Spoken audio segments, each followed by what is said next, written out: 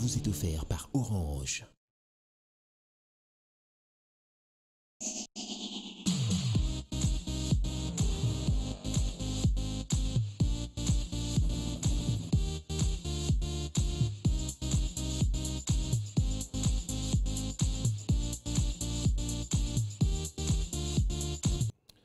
Bonsoir mesdames, messieurs, vous nous suivez à travers le monde. On vous offre aujourd'hui sur ce grand plateau monsieur Teddy Itao, qui n'est même plus à présenter parce que vous avez eu à le suivre une fois, toujours dans ce programme.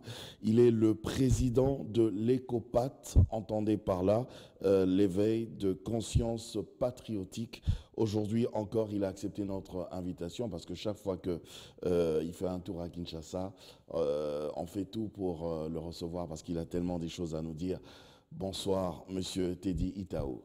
Bonsoir, monsieur Jaco. Merci encore une fois d'accepter notre invitation parce que c'est toujours difficile d'accepter pour une deuxième ou troisième fois une invitation à la télévision. On vous dit merci de tout cœur. C'est plutôt moi qui vous remercie du fait que vous m'ayez encore invité une fois de plus sur ce plateau. En tout cas. Alors, monsieur Itao, j'aimerais, puisque vous êtes le président de l'ECOPAT, la dernière fois quand vous êtes passé sur ce plateau, on a évoqué tout un tas de choses. Entre-temps, on a évoqué aussi tout ce qui dérangeait, parce que c'est ça aussi le but poursuivi par l'ECOPAT, tout ce qui dérangeait notre nation et que vous avez analysé et que voilà, vous avez proposé quelques pistes de solutions. Allez, maintenant, après cette émission, quelques échos. Comment s'est passé votre accueil à Paris quand vous êtes rentré? Parlez-nous-en. Avant que je ne puisse étaler sur notre conversation, notre interview, je souhaiterais d'abord qu'on ait une pensée pieuse en l'endroit de nos compatriotes qui sont morts à Béni. Parce que je pense que le combat premier que j'ai, c'est pour le peuple, c'est pour la population, c'est pour le Congolais. Et je ne saurais commencer ma plaidoirie sans pour autant avoir une pensée à l'endroit de ce pauvres gens qui meurent sans que l'autorité ne sache quoi réellement faire pour eux. Et pour avancer sur votre question, c'est vrai que les échos après. Le retour a été un très bon retour. La preuve sur la page ECOPAT, que sur la page officielle ou encore ma page privée Itao Kavun Teddy, on reçoit beaucoup de messages de soutien, de gens qui veulent adhérer. Et même moi, je commence à avoir même du mal à pouvoir contenir tous ces messages ou encore à répondre à tous ces messages parce que c'est vrai qu'il y a un très bon retour. Et d'ailleurs, ils ont salué la façon dont vous avez mené aussi cette émission-là. Merci. Voilà. Alors, après tout ça, ça c'est juste une question de curiosité. Après tout ça, après ces sollicitations, est-ce que vous n'avez toujours pas envie de devenir, on va dire, un parti politique? Je n'ai toujours pas envie de devenir un parti politique parce que je redirai, pareil que j'avais dit fois dernière, vous savez, aujourd'hui, d'ailleurs, si on doit parler de l'actualité, vous voyez comment est-ce que les partis politiques ont du mal à se convaincre d'ailleurs par eux-mêmes. Irons-nous au dialogue? N'irons-nous pas? Ils ne savent pas comment orienter la population. Et aujourd'hui, moi je suis à Kinshasa, je discute comme d'habitude avec la population. Même les mots d'ordre qui a été donné, comme on le sait, même pour la ville morte, c'est vrai, ça a été suivi, mais pas vraiment comme on l'entendait. Pourquoi? Parce que le peuple aujourd'hui ne comprenne plus où certains partis politiques le mènent. Donc du coup, aujourd'hui, il y a ceux qui vous disent « allons au dialogue », d'autres vous disent « n'allons pas ». Et le peuple qui, aujourd'hui, a besoin d'un vrai changement, parce que il ne faut pas se leurrer, la personne qui souffre de la politique menée par nos politiciens, et je parle là, autant ceux de l'opposition que de la majorité, exacerbe un peu le peuple. Donc, rien que par cette façon d'analyser les choses, je me dis, ECOPAT, et comme d'ailleurs beaucoup de Congolais me conseillent, reste mouvement citoyen.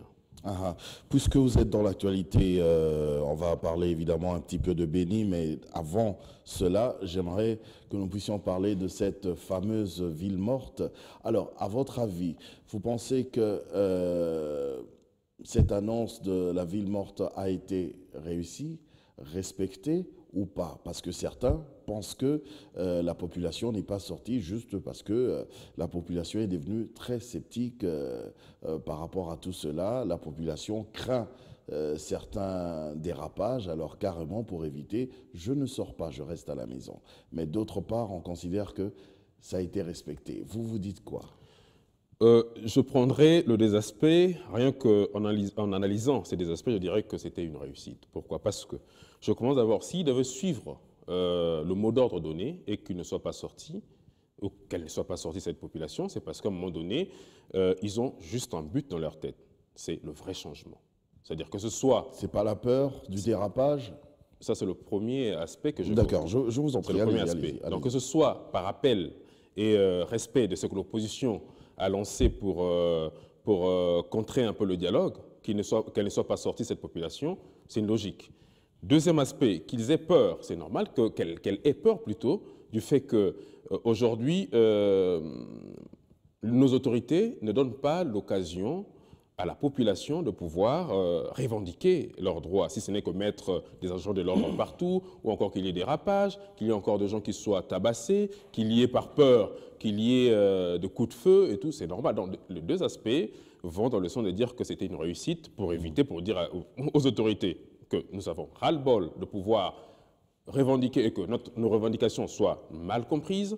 Nous préférons rester chez nous et nous attendons le temps fatidique, comme on le sait. Est-ce que de nos jours, on peut encore toujours commencer à revendiquer de cette manière-là, c'est-à-dire annoncer, déclarer des journées villes mortes, sachant que notre population vit aussi au jour le jour? Ça dépend de l'appellation. C'est pas quelque part handicaper la population? Ça dépend de l'appellation. Et si vous appelez ça journée ville morte, en Europe, on appellerait ça des grèves. Vous suivez des grèves qui se passent en Europe. C'est un droit constitutionnel que de revendiquer. Une revendication n'est qu'une grève parce qu'il y a quelque chose que nous voulons voir changer. Ailleurs, c'est normal. Ici, si je ne sors pas, je ne mange pas. Mais je fais comment? C'est là où maintenant vous rejoignez ce que j'avais dit fois dernière, c'est qu'on doit mieux orienter la politique pour permettre à la population, non pas qu'il soit toujours appelé à se nourrir le jour au jour, parce qu'à un moment donné, apparemment, ça arrange nos autorités que le peuple n'ait pas à manger, qu'il soit amené à chercher à manger le jour au jour, comme ça, même si ils vont gréver, ils ne pourront pas aller plus loin parce que la maison, ça va réclamer à manger, parce que nos poches ne vont pas suivre. Mais ils oublient qu'à un moment donné, comme on avait dit la fois dernière, ventre enfamé n'a point d'oreille. À un moment donné, quand ce sera de trop, ils ne pourront plus contenir la colère de la population. Ce sont les autorités qui gèrent cette situation-là, sociale, ou c'est la population qui ne sait pas se prendre en charge pour éviter justement de vivoter? Permettez-moi, Monsieur Jacot, je pense que si on disait que c'était la population qui devait se prendre en charge ou qui devait plutôt chercher à se créer l'emploi, je crois qu'aujourd'hui, il n'y aurait pas eu besoin d'avoir un gouvernement, encore des présidents de la République ou le Premier ministre qui serait mis en place. Donc s'il y a une organisation dans la société, c'est pour permettre à ce que cette organisation permette à la population de pouvoir se retrouver. C'est-à-dire créer un climat plutôt qui permettra à chaque citoyen de pouvoir manger, non pas par des tricheries, mais plutôt à la sueur de son front, comme d'ailleurs la Bible le déclare. Mais c'est une situation qui ne change pas depuis plusieurs années.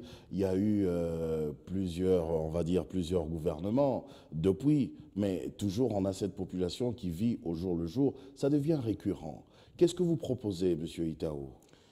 C'est par ce ras-le-bol que vous voyez qu'aujourd'hui, bon nombre de Congolais que je discute avec, parce que comme je vais quand même ici rappeler que je ne suis pas là en train d'accuser les uns, ceux de la majorité ou encore ceux de l'opposition.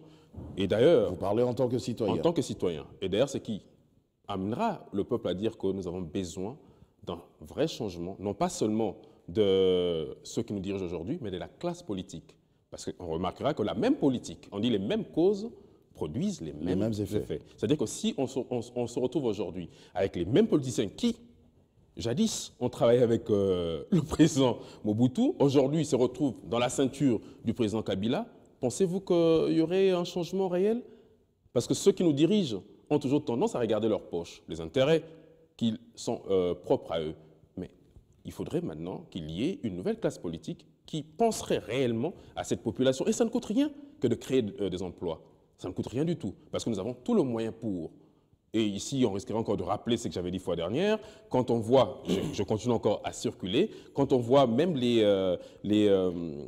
petits commerces sont dirigés par des étrangers, je ne suis pas là pour faire la guerre aux étrangers, mais on ne permet pas à la population de pouvoir avoir le moyen de... Ailleurs, nous faisons aussi, chez vous par exemple, enfin je dis chez vous, là où vous habitez à Paris, vous faites aussi le petit commerce. Chez moi, c'est le Congo, mais où j'habite à Paris... Là où vous habitez à Paris, oui. Où j'habite oui. Au Château Rouge, par exemple. C'est pas le petit commerce aussi? Au Château Rouge, on fait le petit commerce, mais on ne laisse pas... Les Français ne s'en plaignent pas. Ce n'est pas... Aujourd'hui, ils s'en plaignent, parce que c'est là où ils parlent de la préférence nationale. Ce n'est pas nouveau. Quand Marine Le Pen parle de la préférence nationale, ce n'est pas moi qui le dis, vous suivez les informations. C'est-à-dire qu'à un moment donné, moi, je ne comprends pas quand les gens aujourd'hui comparent l'Europe en Afrique actuelle ou au Congo. Nous n'avons pas le même statut social en Europe. Même un blanc qui ne travaille pas a ce qu'on appelle le RSA, a le minimum vital. L'État assure chaque fin du mois. Ici, les gens n'ont pas ce qu'on appelle le minima vital. Donc, ça dit que c'est normal qu'à un moment donné, que l'État essaie de comprendre, il y a, à pouvoir permettre plutôt à la population cette facilité d'entrepreneuriat. Comment le faire? C'est-à-dire que l'État aujourd'hui devrait permettre à ses citoyens la facilité d'avoir de microcrédits à tous les niveaux. Cela permettra une création d'emplois. Parce qu'un peuple qui crée un emploi, même si tout le monde n'a pas forcément le sens de l'entrepreneuriat, mais celui qui crée pourra sauver ceux-là qui n'ont pas d'emploi. Rien que pour donner un peu cet exemple. Alors, depuis, on va dire, depuis le 30 juin 1960 jusqu'à nos jours, la situation ne change toujours pas. Vous, à votre niveau, parce que quelque part vous êtes aussi analyste, à votre niveau, Monsieur Itao, quelle est justement la cause, ce blocage-là, ce qui empêche que la population puisse émerger, exploser, on reste dans le social? C'est quoi qui empêche tout ça? C'est la mauvaise foi. Vous pensez? C'est la mauvaise volonté de nos autorités. Comment ça? Mais quand ils ne mettent pas en place ce qu'il faudrait pour réellement permettre à cette population, je viens d'évoquer ici de microcrédits par exemple. Vous imaginez, parce que vous avez dit que l'Europe et ici, on n'a pas les mêmes structures, on n'a pas la même façon de faire les choses. Mais quand je parle de microcrédits, je n'ai pas cité l'Europe. C'est un exemple, je donne qu'il serait pu mettre en place cela. Là, je ne parle pas de l'Europe. Vous savez, il y a des exemples qui sont mieux à prendre quand c'est des bons exemples. Et s'il faut copier certaines choses de l'Europe qui permettraient à la population de pouvoir se retrouver, je préfère que de pouvoir aujourd'hui permettre des choses qui n'avanceraient pas forcément à l'émulation ou à l'émancipation de la société. Et je me permets de dire ceci. Vous savez, quand une autorité conduit son peuple avec l'esprit des dieux, avec la crainte des dieux, avec le respect de l'autre, parce que ce que nous faisons dans l'Écopat, c'est des valeurs, remettre en place des valeurs civiques, c'est le civisme. Quand on a le respect de l'autre, quand on sait que ma population, mon peuple, a une famille à nourrir, a des enfants qui doivent aller à l'école, c'est-à-dire on mettra en place pour que les choses aillent. Mais quand on remarque, parce qu'ici on risquerait de citer le président de la République, mais ce n'est pas seulement le président de la République, le ministre, le Premier ministre, quand vous voyez que vous êtes en position de pouvoir assumer certaines responsabilités, il faut les assumer avec brio, avec loyauté et avec une bonne volonté. Je pense que les choses... Est-ce qu'ils ont les moyens qu'il faut? C'est ça aussi la question. Mais s'ils se disent qu'ils n'ont pas le moyen... On parle du Grand Congo. S'ils n'ont pas le moyen, démissionnons. Avec plus ou moins 70 millions d'habitants. S'il n'y a pas de moyens, démissionnons. Et laissons ceux qui ont une vision réelle à conduire le pays, pouvoir conduire le pays. Mais si vous devez rester là parce qu'on vous nomme ministre, parce que vous êtes président de la République, parce que vous êtes Premier ministre, et que vous voyez que les choses semblent ne pas aller dans la ligne, et pour vous, vous restez que dans l'image d'ascension pour que les gens soient là manifester ou encore à vous honorer comme si vous devenez Dieu, je pense que c'est une erreur gravissime. Donc si ça ne va pas, il faut démissionner. Alors votre éveil de conscience, vous ne pensez pas que ça devrait être aussi au niveau des autorités? Je l'ai toujours dit, on ne fait pas l'éveil des consciences. que pour les citoyens, c'est aussi pour les autorités. Parce que, dites-moi, une autorité, avant de devenir autorité, est d'abord citoyen, comme vous et moi, et demain devient un responsable politique qui a le même devoir et le même droit qu'un citoyen lambda. C'est-à-dire que quand nous faisons le veille de conscience patriotique, nous ne le faisons pas que pour les citoyens, que le peuple lambda, mais c'est aussi au niveau des autorités. Mais dites-moi, si la base n'est pas bonne, si l'arbre est penché, dites-moi, et vous conviendrez avec moi, que ce serait difficile pour remettre cet arbre en droit chemin. Donc vous voyez que... L'arbre est pourri au niveau de la base, au niveau de la population, des citoyens. Je ne dirais pas que l'arbre... Lesquels citoyens qui deviennent autorité demain et il n'y a pas évolution. Je ne dirais pas que l'arbre est pourri, parce que si on dit l'arbre est pourri, c'est une société qui ne marche pas. Mais il y a des bases. C'est plutôt que l'arbre déroute un peu du vrai chemin. Il suffit juste de faire revenir les choses en ordre. Là, les choses vont revenir. Mais si on dirait que l'arbre était pourri, je pense que même moi, je serais ce Congolais qui serait pourri. Et pourtant, je ne me juge pas être pourri. Mais depuis, on a toujours changé des gouvernements, comme ça, on a toujours changé des premiers ministres, des gouvernements.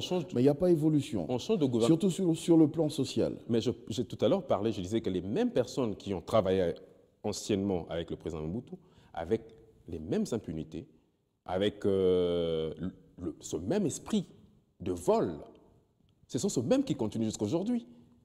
Et au niveau de la population, parce que nous sommes en train de faire l'éveil patriotique, un monsieur qui a travaillé longtemps avec Mobutu, qui après le changement du régime a été en exil, revenu, la population acclame et voit ces politiciens encore gouverner le peuple, et quand ils voient qu'ils ne sont pas inquiétés, que ce soit par le gouvernement qui vient après, par le régime qui vient après, ou par le peuple, c'est-à-dire que ça va toujours continuer. Il faudrait à un moment donné que la justice de ce pays travaille, que quand vous avez volé l'argent de l'État, vous devez répondre de ce fait. C'est ce pourquoi nous nous battons. Voyez-vous? Donc il ne suffit pas seulement de dire les choses de façon fallacieuse ou faire de promesses fallacieuses, mais non, il faudrait plutôt dire les choses sainement, sans pour autant voir la haine de l'autre, mais faire comprendre à la population et à nos autorités, donc au peuple congolais, comment est-ce que nous pouvons faire grandir ce grand pays et sortir ce pays de ce marasme, de ce gouffre qui ne cesse de l'amener petit à petit à sa mort. Quelqu'un avait dit que ce mal que nous connaissons, c'est peut-être aussi le manque de civisme dans nos écoles. Est-ce que l'ECOPAT a pensé à faire un petit tour aussi dans les écoles pour expliquer déjà à nos jeunes gens le civisme, le respect, la fierté du pays, c'est dans la prise en charge? Ça fait partie de nos programmes, mais vous comprenez que là, je suis venu, c'est la période des vacances. Mais rappelez-vous, au mois de juin dernier, quand j'étais ici, j'avais fait le tour. J'avais fait des tours dans des écoles, dans certaines écoles, j'ai fait des tours dans des hôpitaux. C'est-à-dire que vous comprenez que quand j'avance un sujet, je ne le dis pas seulement pour le plaisir de dire. Ce n'est pas ma façon de faire, parce que je n'aime pas accuser l'autre à tort. Je préfère aller visiter, voir de mes yeux, et puis juger, et dire. Et s'il faut faire des propositions, il faut proposer. Voyez-vous? Donc aujourd'hui, malheureusement, quand je suis venu, je discute avec des jeunes, mais je n'ai pas pu faire de tour dans les écoles parce que c'est la période des vacances scolaires. Alors, autrement, comment faire? Parce que quelque part, est-ce que vous ne craignez pas, je parle de vous, hein, parce que vous êtes là, vous ne craignez pas aussi une sorte de soulèvement de la population? Parce qu'un peuple qui souffre, comme vous dites, ventre affamé, n'a point d'oreille, peut crier au ras-le-bol, se soulever et créer un désordre au niveau du pays. Est-ce que vous ne craignez pas? Quelqu'un avait parlé même d'une bombe à retardement. La façon de vivre de notre population, c'est inacceptable et un jour, ça risque d'exploser. Qu'est-ce que vous dites? Est-ce qu'il n'y a pas une solution déjà rapide maintenant? C'est craintif, c'est à craindre, là il faut le dire. Et ça me surprend même que nos autorités n'ont pas forcément cet œil pour voir les choses. Ils n'ont pas forcément cet œil. Moi, je garde en mémoire, je ne le dirai jamais assez, parmi les voyages que j'ai eu à effectuer au Congo, un des voyages qui a marqué mon esprit, c'est celui du mois de janvier 2015. Je suis arrivé à Kinshasa le 18 janvier. J'ai vécu le 19, le 20, le 21 janvier, comment la population s'est levée. C'était au moment où le Parlement et le Sénat devaient changer l'article sur la Constitution, modification de la Constitution. Et c'est là qu'on a vu que le peuple ne veut rien laisser. Et aujourd'hui, le Congo, ou encore chaque pays dans le monde, n'a pas forcément besoin des hommes forts, mais des institutions fortes. Ok. Et pour éviter qu'il y ait embrassement, parce qu'on risque d'avoir cet embrassement, il faudrait plutôt consolider nos institutions et éviter de mettre en place cet esprit d'homme fort à la place des institutions fortes. En tout cas, parlons-en un tout petit peu, on reste dans l'actualité, on parle de Béni. D'ailleurs, vous avez ouvert votre émission aujourd'hui par une pensée au peuple de Béni. Comment avez-vous, en tant que président de l'ECOPAT, comment avez-vous analysé, enfin observé et analysé cette situation de Béni? Parce que finalement, la population dit trop, c'est trop. On ne peut pas continuer à nous tuer comme ça, c'est trop. Je pense que j'ai l'habitude de dire qu'un chef n'est jamais un chef. Je commence ma pensée par là. Un chef n'est qu'un serviteur des autres. Et quand on est meneur de gens, quand on est meneur d'un troupe, il faut accepter de répondre à ses responsabilités. Je fais allusion au gouvernement, je fais allusion au président de la République. Aujourd'hui, on peut tout reprocher au président de la République et au gouvernement. Il doit accepter cela parce que c'est lui qui est à la conduite de ce pays. C'est ça, le chef de l'État ou le gouvernement? Le chef de l'État, le gouvernement. D'ailleurs, on jettera plus la pierre au chef de l'État parce que le Premier ministre n'a jamais été élu, c'est le président de la République qui est élu au suffrage universel. À dire ça, ce n'est pas forcément... C'est le Premier ministre qui gère. C'est le Premier ministre qui, sous la houlette, j'entends souvent dire ici, excusez-moi, dans des chaînes ici, sous la houlette du président de la République. Sous la houlette, ça veut dire quoi? Sous la conduite du président de la République. C'est-à-dire le Premier ministre gère le pays, mais sous l'impulsion du chef de l'État. Donc, quand la population de Béni aujourd'hui arrive à faire ressentir le désarroi, c'est normal que nos autorités répondent et fermement. Parce que moi, ce qui me dérange un peu, on suit souvent, on voit il y a des armes, des blindés qui circulent le boulevard du 30 juin. C'est pour faire quoi dans la capitale? Nous avons des coins sensibles du pays. Envoyer ces armements à l'est du pays. Est-ce que ces rebelles ou ces gens qui mettent cette terreur à l'est de notre pays sont plus forts que le nombre de Congolais que nous sommes? Sont plus forts que les armes que nous achetons? Ces armes servent à quoi? À terroriser la population à Kinshasa? Ou réellement intervenir au lieu et place où le besoin s'oppose? Il y a une partie de la population qui accuse la MONUSCO de rien faire. Faut-il que... Excusez-moi, le Congo appartient à la MONUSCO ou bien le Congo appartient aux Congolais? Mais ils sont là pourquoi? Mais ils sont là pourquoi? Ils sont là pour coopérer avec le gouvernement.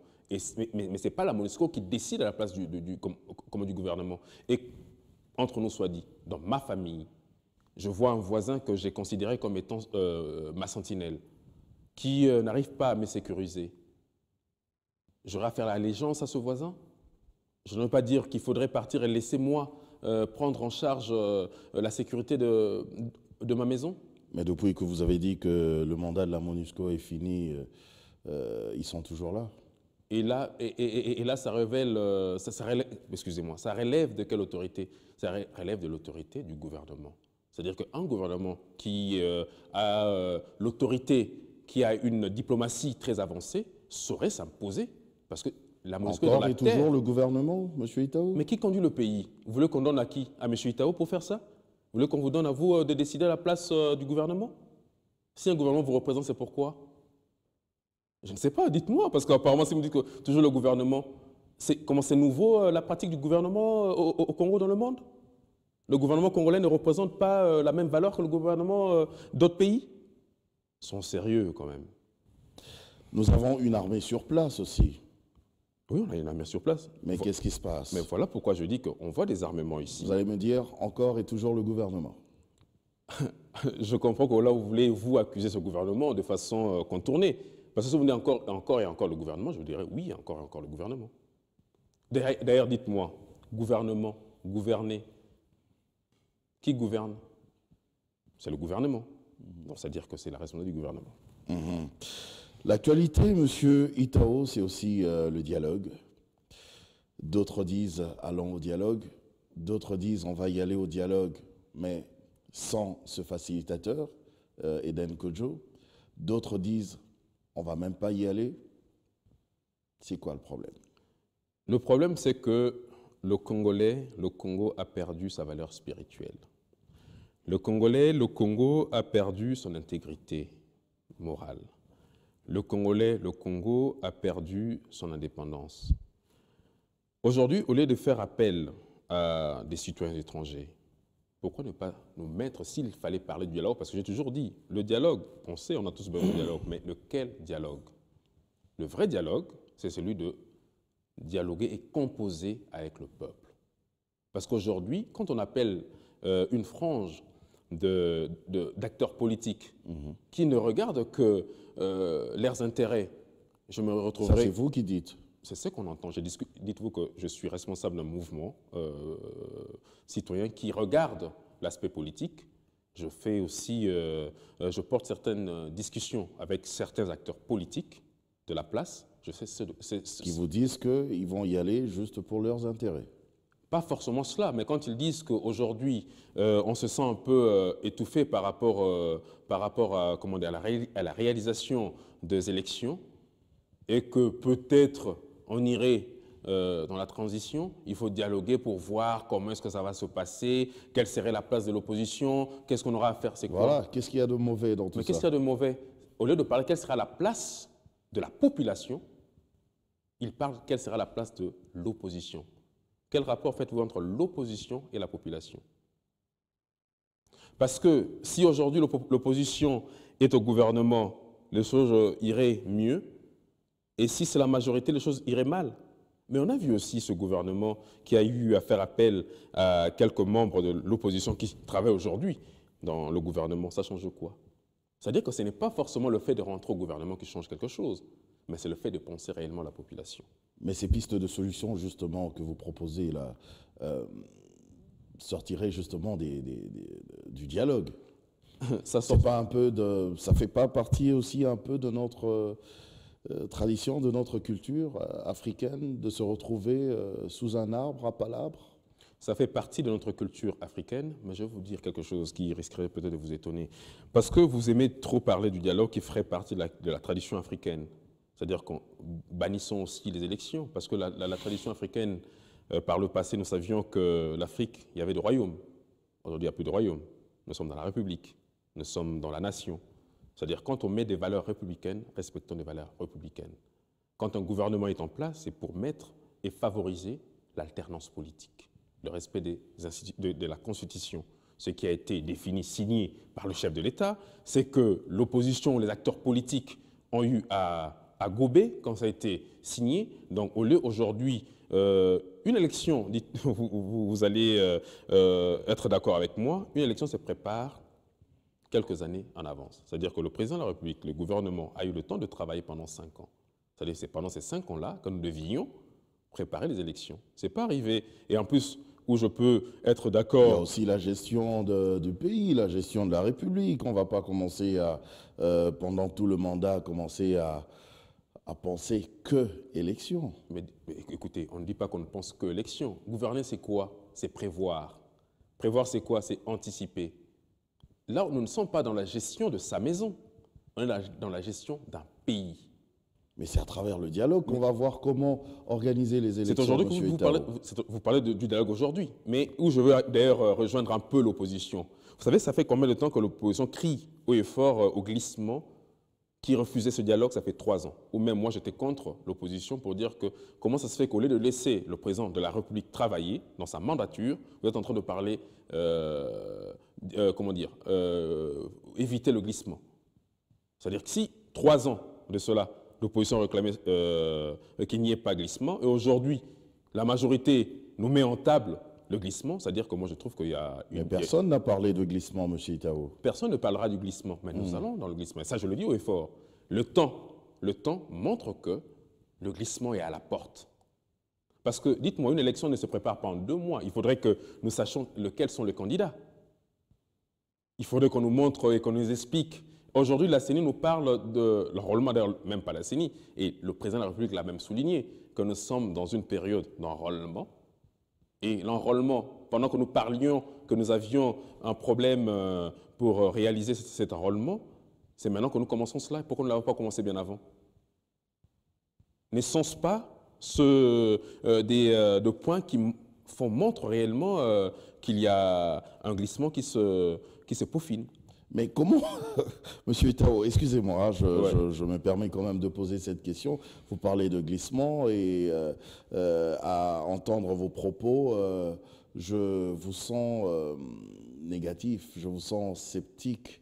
Alors ma question est celle-ci. Pourquoi vous voulez mettre sur la table les non-dits? Je ne suis pas dans la négation, je ne suis pas négatif, je suis réaliste.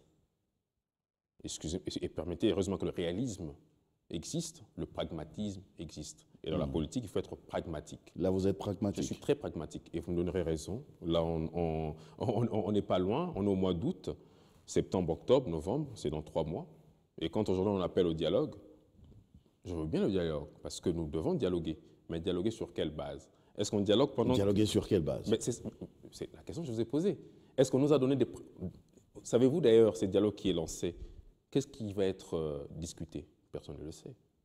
Est-ce qu'on vous a expliqué? Dites-moi, vous allez dialoguer pourquoi? Parce qu'apparemment, vous avez Nous voulons organiser les élections. Ah, donc vous dialoguez pour les élections? Voir comment organiser les élections. Et pourquoi n'avoir pas fait ça il y a 2 ans, 3 ans? Je le dis comme ça parce que c'est vous l'analyste. Non, mais si c'est moi... Éclairez-nous, M. Itao. C'est ce que je suis en train de vous dire. Oui. Nous avions eu les concertations nationales. C'était aussi dans cet esprit-là, il y a quelques années. Ça a pondu quoi? Et aujourd'hui, on revient avec le dialogue. Concertation, dialogue, pour quelle fin? Pendant qu'on arrive au terme du mandat du président de la République. Qu'est-ce que vous voulez encore comprendre de plus? Au terme du mandat du président de la République, alors que jusque maintenant, vous n'avez même pas encore un plan B. Vous voulez qu'il arrête, vous voulez qu'il parte, le mandat fini, qu'il parte après et après. À dire ça comme ça, ce serait...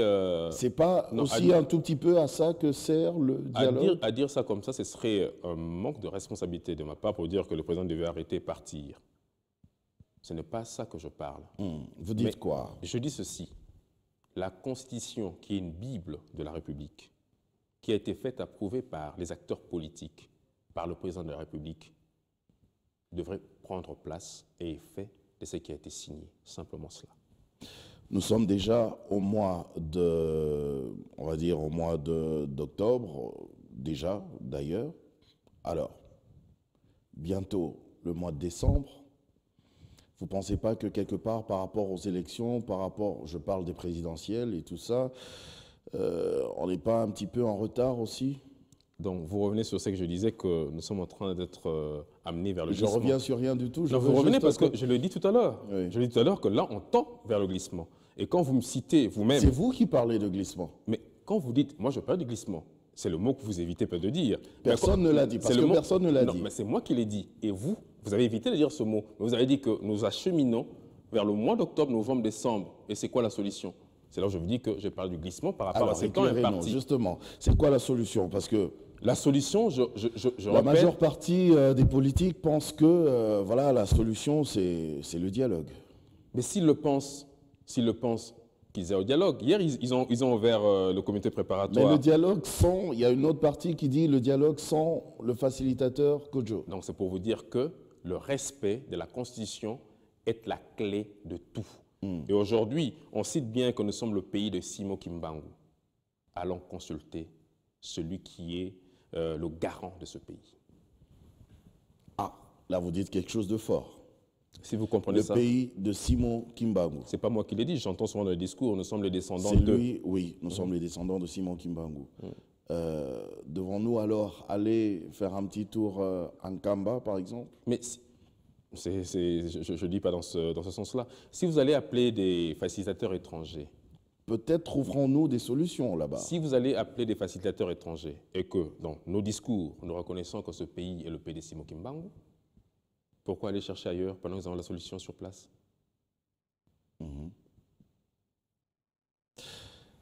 Alors, vous vous dites quoi, justement, Monsieur Itao? Dialogue ou non? Si le dialogue est dans le sens de pouvoir garantir le quotidien des Congolais, comme je le dis toujours, je suis pour le dialogue. Si c'est un dialogue qui ne va pas dans le sens où le peuple se retrouverait, où il n'y a que des acteurs, excusez-moi, il y a que des acteurs politiques qui y vont pour leurs intérêts personnels, je ne suis pas pour. Et là, ça ne change pas dans ce que j'ai toujours dit, parce que dans la politique, il faut avoir de la cohérence. Et une parole donnée vaut quelque chose. Est-ce que si la tête se retrouve, tout le corps ne va pas se retrouver? La tête se retrouve, on voit, ça dépend de comment est-ce que vous voulez faire retrouver la tête, parce qu'aujourd'hui, on ne dira pas que nos politiciens ne se retrouvent pas. Si les acteurs politiques se retrouvent, Mais ils se retrouvent, vous savez. donc la population Les après... acteurs politiques se sont toujours retrouvés. Un ministre, j'ai appris, touche 3 000 $. J'ai appris 3 000 $, même si c'était 10 000 $. Mais on voit des ministres qui ont des bâtiments, des maisons, je ne sais pas moi, en désordre aussi dans la République, où leurs enfants sont en Europe. Donc, les acteurs politiques se retrouvent. On voit des acteurs politiques qui sont cités dans des affaires d'argent ailleurs. Donc, les acteurs politiques se retrouvent, mais la population ne se retrouve pas. Si on dit qu'on n'a pas d'argent, et pourquoi tous ces avoirs, toutes ces maisons que nos acteurs politiques ont au pays et que la population vive dans des cabanes, vivent dans des conditions inappropriées, et vous trouvez ça normal? C'est-à-dire qu'il faut défendre un acteur politique et pas le peuple? Moi, je défends le peuple. Moi, je veux la place du peuple. Je n'ai pas besoin de défendre une personne qui vit déjà mieux. Parce qu'aujourd'hui, un acteur politique malade, que ce soit de l'opposition qui disent qu'ils n'ont pas d'argent ou de la majorité, malade se retrouve dans des soins en Afrique du Sud, en Europe. Mais un citoyen lambda, juste pour un mal de tête, perd sa vie.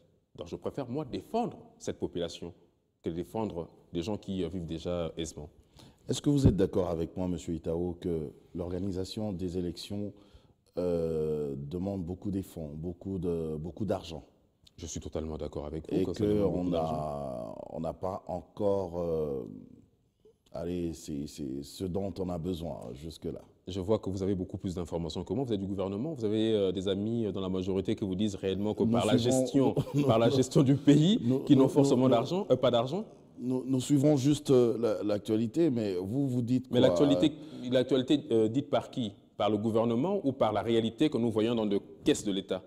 Je vous sens toujours négatif, Monsieur Itao. Je ne suis pas négatif, je suis réaliste, je suis pragmatique. Le pragmatisme n'est pas un vain mot, c'est ma personnalité. J'aime pas dire des choses de façon fallacieuse, je me répéterai, ou encore faire de promesses fallacieuses. Je dis des choses que moi, je peux faire, et quand je dis ma parole, je tiens à ma parole. Parce que le monde est créé par la parole, parce que Dieu est parole. Tiendrez-vous le même discours s'il arrivait que vous soyez nommé, allez, on va dire, Premier ministre? Ça peut arriver. Le même discours, mais j'ai les mêmes discours. Vous aurez le même discours? Mais j'ai les La même façon de voir les choses? J'ai le même discours. Ceux qui me connaissent depuis mon enfance... La même façon de voir les choses? La même façon de voir les choses. La même façon de voir, le même discours. Je ne changerai pas. Quelqu'un avait dit que vous êtes très théorique. Or, dans la pratique, c'est autre chose. Qu'est-ce que vous avez souhaité que je fasse en pratique? Quand je parle comme ça, vous savez combien de gens ont peur de parler comme ça? Parler, tout le monde peut parler. Mais je veux bien voir ceux qui parlent. Et comme ça. Mais ils parlent déjà, Monsieur Itao. Je veux voir ces gens qui parlent. Moi, je suis sur le terrain. Je ne suis pas sécurisé. Je suis sur le terrain. Je n'ai pas de militaires, de policiers qui sont à ma garde. Je ne parle pas à 8000 km. Et je ne suis pas là pour insulter le président de la République. Je ne suis pas là pour attiser la haine. Je ne suis pas là pour insulter le Premier ministre. Je suis là juste pour essayer d'analyser ce qui se passe, simplement ça. Mais justement, dans votre analyse, à vous entendre parler, c'est un peu comme si vous nous disiez gentiment que ça ne va pas.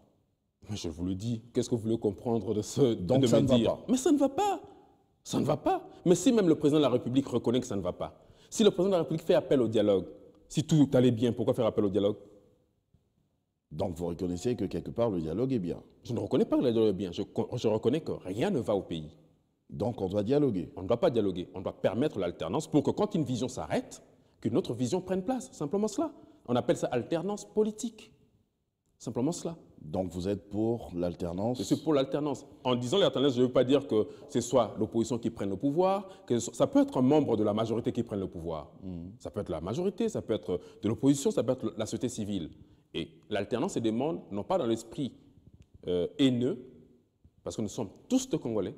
Il n'y a pas de Congolais qui se dirait être Congolais de la majorité, ou encore de l'opposition, ou encore de la société civile, ou encore de la diaspora. On est tous Congolais avec le même droit que tout le Congolais, étant citoyen d'un pays. Pour terminer, il nous reste juste 3 minutes. On va parler de ce mouvement combattant, que vous connaissez d'ailleurs très bien parce que vous vivez en Europe. Aujourd'hui, le mouvement combattant a changé un petit peu aussi sa façon d'agir. Le mouvement combattant parle aujourd'hui du combat intelligent. Est-ce que quelque part, ce n'est pas aussi un petit peu l'influence du message lancé par l'ECOPAT? Vous avez tout dit. Vous avez tout dit. Qu'est-ce que vous voulez que j'ajoute de plus? Je ne sais pas, parce qu'ils ont changé Mais directement. Ils ne pouvaient que, maintenant, ils parlent comme vous. Ils ne pouvaient que changer, parce que j'ai toujours dit à mes compatriotes combattants, il n'y a plus de bagarres, il n'y a plus de bastonnades. Mais pourquoi des bagarres? Maintenant, c'est des débats intelligents. Il faut des débats intelligents. Des intelligents. déclarations intelligentes. Il faut des débats intelligents. Nous saluons d'ailleurs M. Babi Balukuna qui est en train de nous suivre en ce moment. Il faut des débats intelligents parce que la politique ne se veut pas dans la violence. La politique se veut dans les échanges des idées, de projets. Et d'ailleurs, on dit, par les chocs des idées jaillit la lumière. Vous voyez? Moi, là, quand je viens, où je dis des choses que je constate ne peuvent être normales dans la faisabilité, je ne suis pas là en train de le dire parce que j'ai la haine du président de la République ou j'ai la haine du Premier ministre ou de je ne sais qui ou de l'opposition. Non, parce que j'ai plutôt le ras-le-bol de constater, non pas seulement aujourd'hui, mais depuis très longtemps, que nos autorités politiques ferment les yeux face à la réalité de la population. C'est simplement cela. Est-ce que ça peut changer un jour? Ça changerait. Cette situation. Ça doit changer et c'est sa possibilité de changer. Parce qu'on dit que maintenant, il n'y a même plus de classe moyenne. C'est soit on est très riche, soit on est très pauvre. Parce qu'il n'y a pas de vision de politique comme telle dans ce pays. Quel est votre dernier mot ce soir? Mon dernier mot, c'est que nos acteurs politiques, que ce soit de la majorité, de l'opposition, la société civile, le peuple congolais, permettons au Congo, notre beau et grand pays, de rentrer dans l'histoire. Parce que le Congo, on ne le voit peut-être pas, mais le Congo est en train de se préparer à un grand changement de son histoire. Et le Congo veut rentrer dans une autre phase de son histoire.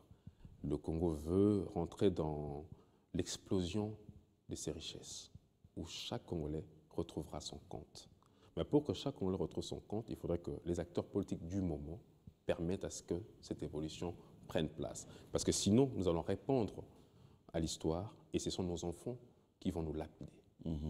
Juste pour terminer, la santé de l'ECOPAT.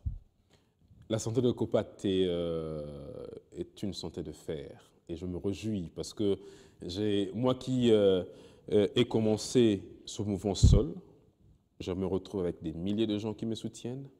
Je me retrouve avec des messages de gens qui même veulent donner... Adhérer. Au-delà de l'adhésion. Mais il y a des gens qui veulent même donner de leur argent pour que ECOPAT vive. Donc là, c'est un sentiment de joie.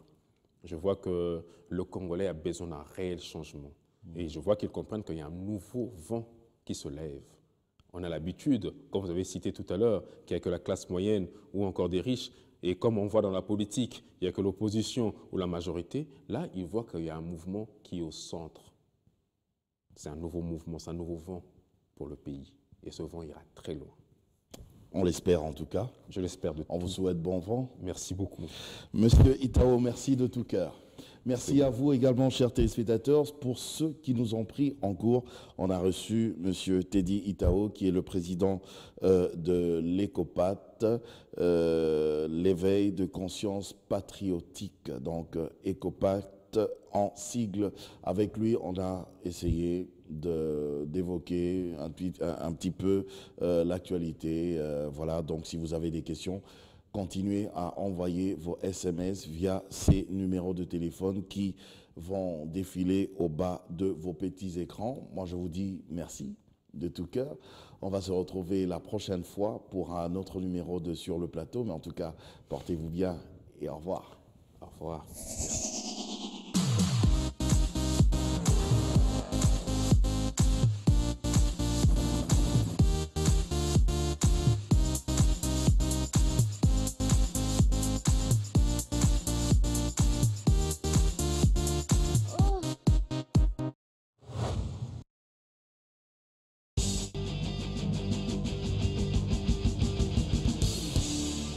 Ce programme vous a été offert par Orange.